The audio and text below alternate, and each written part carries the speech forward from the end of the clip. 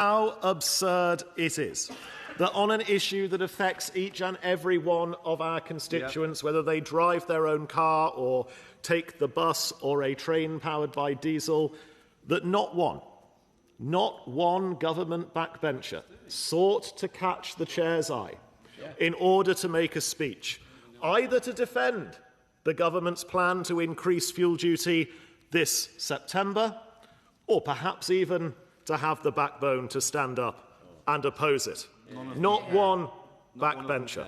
Meanwhile, on the Conservative benches, we heard the case set out clearly and with passion from my right honourable friend, the Shadow Secretary of State, opening the debate, to my honourable friend for Gordon and Buchan, who rightly spoke about the volume of internal combustion engine vehicles in the United Kingdom, exploring how far this tax rise will go, and how Labour simply do not understand rural life, as well as the folly and unfairness of pay per mile on rural communities.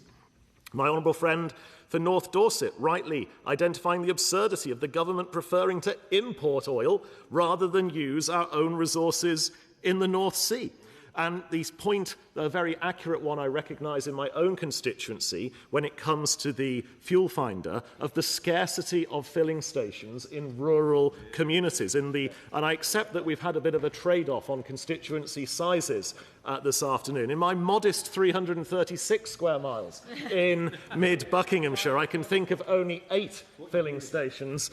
Indeed, it is what you do with that size. But it is a point that is well made, that in rural communities people often have to travel great distances to fill up with fuel, where you end up burning more fuel than going to the potentially cheaper station further away. My honourable friend for Beaconsfield, speaking good Buckinghamshire common sense, again making the points about rural communities. Likewise, the case made by my honourable friends for North West Norfolk, Hinckley and Bosworth, Keighley and Ilkley, and indeed the very good points made by my honourable friend from Bromley and Biggin Hill when it comes to the simply ridiculous and hideous levels of taxation on motoring in our capital city under Labour Mayor Sadiq Khan. Madam Deputy Speaker, let's ask a very simple question. When the Chancellor talks about asking those with the broadest shoulders to pay more, does she mean the care worker filling up their car to get around their house visits, particularly in rural communities? Does she mean the self-employed delivery driver keeping our high streets alive? Does she mean the small business owner trying to make ends meet? I very much hope she doesn't. But what we see on the ground as the reality is that those are exactly the people that this policy of increasing fuel duty will hit the hardest. Gentleman for giving way. Given his concern for the various categories of workers and business people that he's just set out, can he explain why, when he was in government, his party planned to oversee an increase in fuel duty and didn't budget for the kind of freeze that he's now demanding, were they to have won?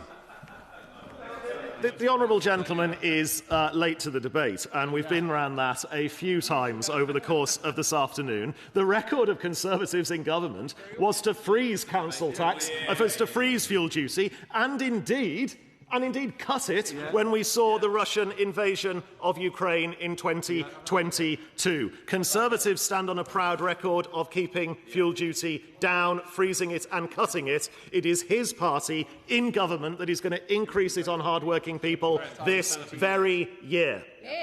Let's be absolutely clear. This is a tax rise, a regressive tax hitting the poorest the hardest, a deliberate, calculated and frankly cynical tax rise, phased in carefully in the hope that people won't notice. We have a rise in September, a back-to-school tax, another in December, a Christmas shopping tax, and then in March, a spring clean of people's wallets. 3 moments in the year, 3 hits to working people. Did someone... Will you give way? It's also remiss of me not to point out the fact that in July the price cap will be reviewed. There's a decent chance, given the state of what's going on in Iran, that we may well see an increase in energy bills anyway. Does he agree? Yeah. My friend makes a usually clinically accurate point to the debate, and he is absolutely right to do so. The truth is, the headline figure does not even tell us the full story. This is not just a tax rise, it's a tax on a tax. Fuel duty is applied first, then VAT is charged on top of it. So when the government increases fuel duty, it also increases the VAT paid on that tax, a tax on a tax. That means what they present as a 5p rise is not really 5p in practice, it is closer to 6p at the pump. A hidden double tax built into the system, taking more from every driver, every business and every household. And Madam Deputy Speaker, we saw this argument tested just this weekend. The Energy Secretary was asked directly about the soaring cost of fuel, and his instinct was simply to point to global events, to external pressures, to anything other than decisions being made here at home in Whitehall. But he was confronted with a simple, undeniable fact. A breakdown of the price of a litre of petrol showed that fuel duty alone accounts for around 38% of the cost, and once VAT is added on top, more than half of what drivers pay at the pump is tax. More than half. So let us be clear. This is not simply about international markets or events beyond our control. Of course, global factors play a role. Of course, wholesale prices fluctuate. But when over half the price at the pump is made up of taxes set by this government, ministers cannot hide purely behind external circumstances. They cannot blame golden markets and ignore their own policy choices. And they certainly cannot claim to be easing the cost of living while actively increasing the tax burden built into every litre of fuel, because the consequences ripple through the entire economy. And equally, when prices go up, including at the hands of the Chancellor, crime also rises, and already we are seeing reports from our hauliers across the country of fuel thefts taking place. That is serious. Fuel is not a luxury. It is a fundamental to how the country works. It is how goods get to our supermarkets, how tradespeople get to jobs, and how carers reach the most vulnerable. So when the cost of fuel rises, the cost of everything else rises. Shops feel it, businesses feel it, families feel it, and it is, of course, inflationary. That matters not just for household budgets, but for the public finances too. Around a quarter of the United Kingdom's national debt, some 750 billion, is index-linked. So higher inflation means higher debt interest costs. In other words, this policy risks making the government's own fiscal position worse, even as it makes life harder for working people. So the question is, what are they going to do? Why are they doing this? Why impose higher costs on drivers, businesses and families at a time like this? The answer lies in a failure at the heart of this government's approach. They have lost control of welfare spending. Instead of taking the difficult decisions required to ensure that welfare is sustainable and properly targeted, they have allowed costs to rise. And now, having failed to grip that challenge, they are asking working people to pick up the bill. We have already seen taxes increased on jobs, on family businesses, and on our high streets and on our farmers. This is simply the next step. Drivers are being asked to pay the price for their failure.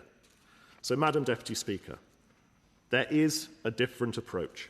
In government, we understood the pressure that fuel costs place on households and businesses. That is why we cut, I repeat, cut fuel duty, froze it year after year, and stepped in again when global pressures caused prices to spike. We recognise you do not balance the books by making it more expensive for people to go to work or to set up a business or to operate. Do not hide tax rises within the price at the pump.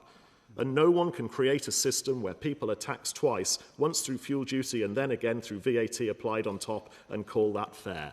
This policy fails the basic tests. It is an unfair tax. We on the Conservative benches will oppose this unfair tax rise, and any member that cares about what any of our constituents are paying at the pump will surely vote with the Conservative motion tonight.